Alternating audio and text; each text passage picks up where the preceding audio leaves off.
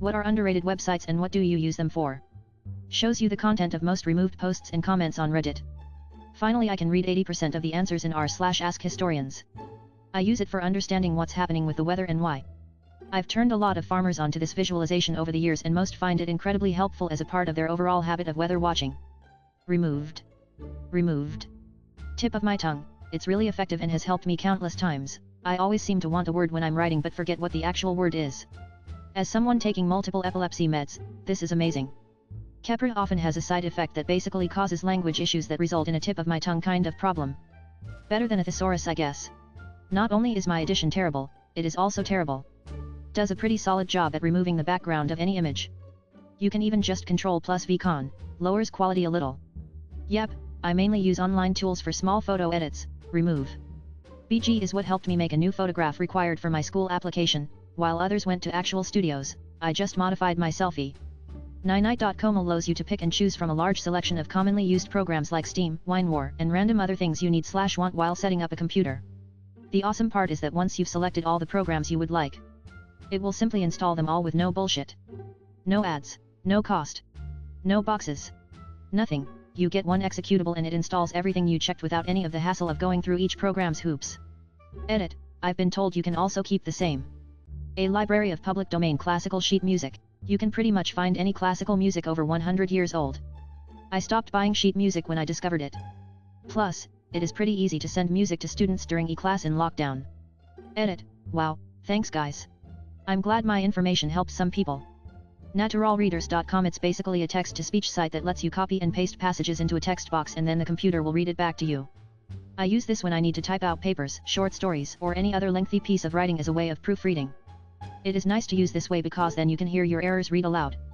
I use it when I have a lot of reading assignments for college and I don't have time to really get to them all but I want to listen to a reading while I clean or something. / tracks the price history of something on Amazon so you can see if a sale is actually a good deal. This site has a pretty cool collection of free ebooks without registering. Deleted. Compare the cost of living / salaries in different countries. Looked up Japan and the first thing I heard is a song in English. Continue this thread. More replies. Listen to radio around the world.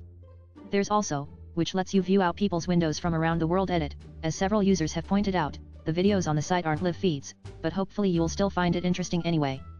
Obligatory link to website that makes Reddit look like Outlook. Might be helpful if I ever go into the office again. www.justwatch.co allows me to search up a movie or TV show and tells me where it is streaming. Edit. It seems like quite a few people are not able to view something they want to watch, but I also use 123 movies when the only option I have is to buy or rent it. There's also the option of torrenting with a VPN. I'm always looking for this type of resource for movies for my kid. 10-minute mail. No need to use my own email to read a random website. I made a Reddit account using these emails. Account still working fine. This one sounds interesting. Domain gets blocked by some websites. I use MailPoof. DeepL for translations instead of Google Translate. Although language options are still limited, the results are more natural and elegant.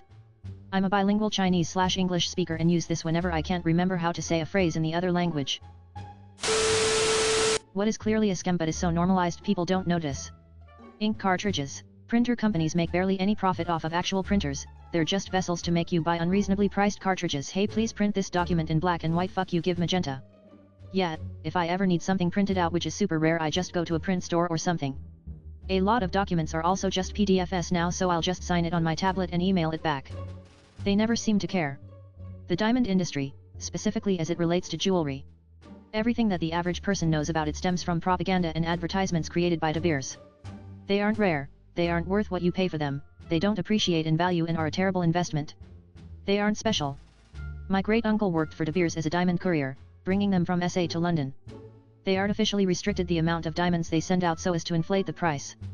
The worst thing about it, if you try to resell the ring with that diamond, it goes for much less value, even if not worn. It's the same freaking diamond. Why? Internet data cap. Fucking scammers.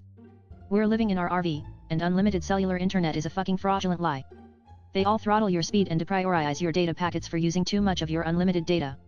I hate these fuckers with the fire of 1,000 suns. Those Keymaster games that usually have something like a Switch and a pair of Beats and stuff.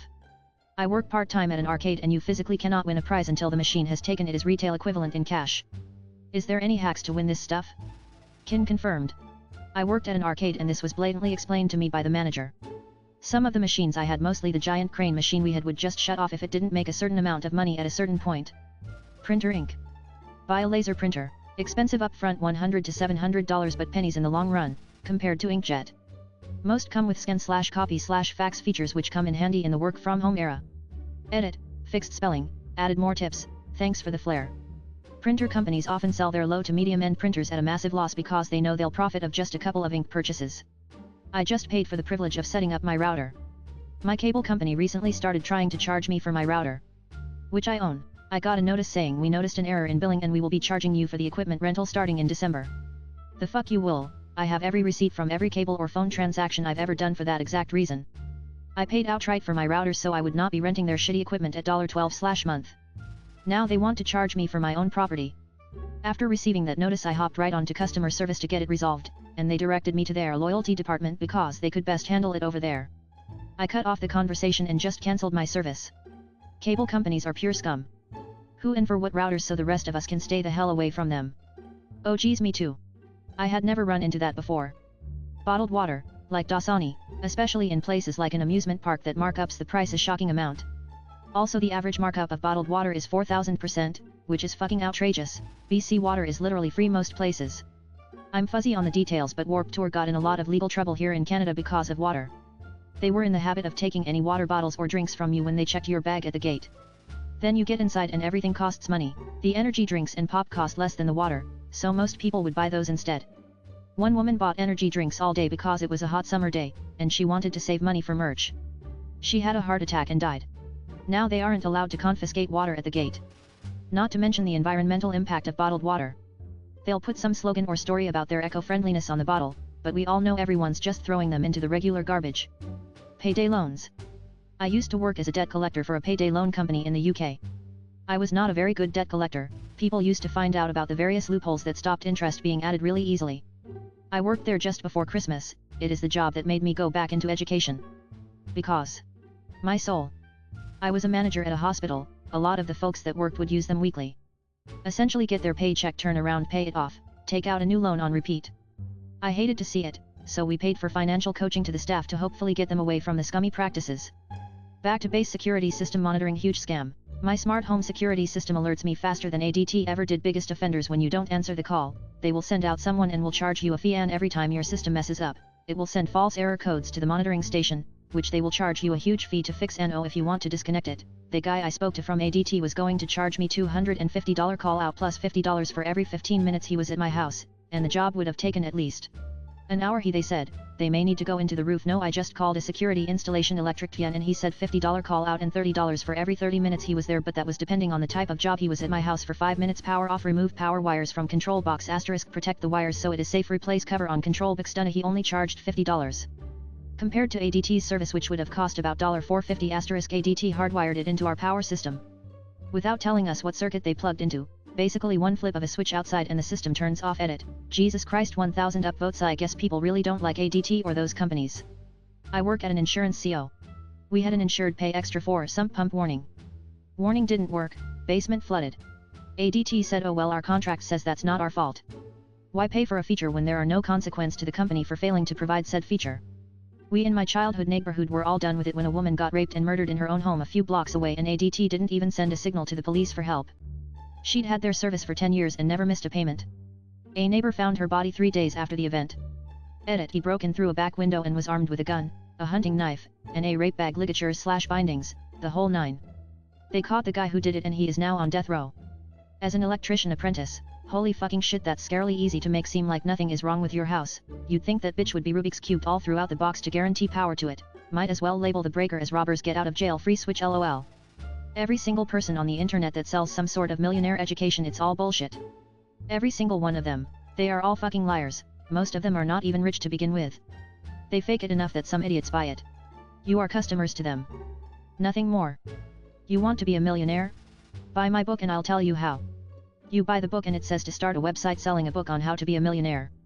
Ticketmaster. Yes, basically scammers adding huge marks up but making it impossible to use anyone else. Fuck Ticketmaster. Yes, so your ticket is gonna be $40, and with the additional $25 each shit fee plus whatever we feel like charging you for, your total is $87.50. Often, the point isn't the not noticing, but the having a lack of better alternatives. What's worse is when the companies try to do right and we force them back into scamming. Stores like JCPenney sell $10 shirts for $20 at a %50 discount. They also inflate the price of belts, wallets, and underwear but then lower the price of pants. It all evens out but the customer gets the satisfaction of getting a deal. Once they tried to get rid of that with a fair and square pricing strategy but it almost bankrupted the company and it never fully recovered. People don't want to buy cheap stuff, they want to buy expensive stuff at a discount so they feel like they're getting a bargain. Fuck. Spectrum Cable and Internet. Fuck, I had to get that out. My friends and family are stuck with this company because there's no competition. I hate Amazon as a company but sometimes there is literally no alternative. Rent to own furniture and appliances. Worked in solar construction for a while where you would travel to the middle of nowhere to work on a site, so they gave us a housing fund to rent a place during the job. People would get the rent to own furniture and charge it to the housing money as a living expense. Company was cool with it and once it was paid off the worker got to keep it. There was an episode of Hotel Impossible where the owner rented the couch in her lobby on a weekly basis for years. She could have bought multiple couches with the money she spent on that one couch she doesn't even get to keep. Scientific journal memberships. Where academics pay journals to publish their papers which are then peer-reviewed by volunteers and the journals themselves are then sold by subscription. Scientist here, 100% true. What's funny is that as scientists, we just want our work out there to be seen. No desire for money or anything, but it is a frustrating loop, because journals like Nature, Science, etc. are so desirable to get your work published, we have to spend our time trying to get into these journals for our work to be the most respected. I'm a big advocate of open source and freedom of information. Sci-Hub. ResearchGate is a great way to find paper summaries. Then all you need to do is find the author's email and ask them if they can send you a copy. I've never been turned down, but have had to wait because inboxes get full and I'm not important or known to them lowest priority. Those registries that people pay money to name a star. I keep seeing advertisements on FB for companies that will give you official lord or ladyship for like $50, based on giving you the title to a small parcel of land somewhere like Scotland. I googled one of them once, and the first result was a breakdown of why the company is fraudulent and doesn't actually have access to any land anywhere. I think that would make a great base to a story about some Joe Schmo who buys a star and inherits the problems from that star's inhabitants. They come all the way to Earth after looking up the International Star Registry and he has to deal with their centuries-old wars. Edit. Oh, wow. I didn't think this would blow up so fast. Thanks for the awards and thanks for encouraging a story out of this. I may just do such a thing. I will also look at those references everyone has suggested. This idea had been in the back of my head for many years, I had no idea anyone else may have thought similar. I can name millions of stars for free. Like and subscribe for more Reddit content. Watch the next video at the top of your screen.